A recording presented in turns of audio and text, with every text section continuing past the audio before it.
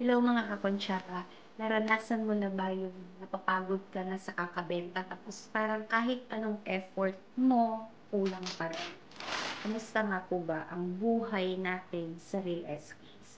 Iba-iba po yung sagot ng iba. Yung mga nagsasabi na nakaka-stress, iba naman, sulit naman kapag may benta.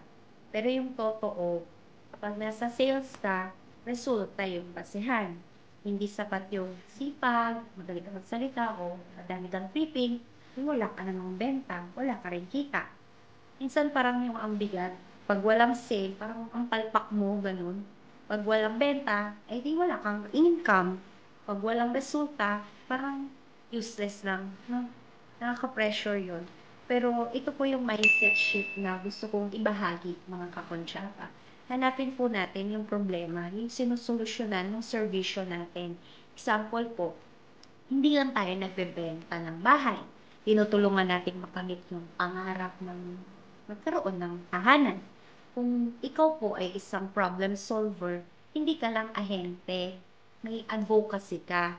May layunin po tayo, parang may saysay at may calling yung ginagawa natin. Doon mo mararamdaman na ang pagbebenta, hindi lang trabaho. Ito po ay isang mission. Kapag alam mo na nakakatulong ka, mas ma-inspire ka magsalita, mas authentic yung nakaka-connect ka sa client, mas madali yung closing kasi nararamdaman ka nila, at mas maraming benta papasok sa'yo.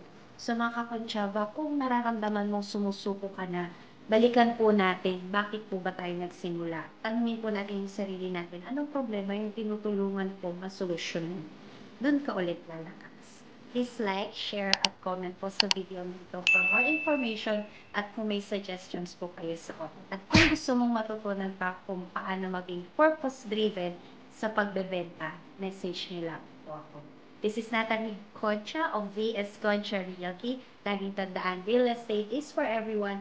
Let's learn and grow together.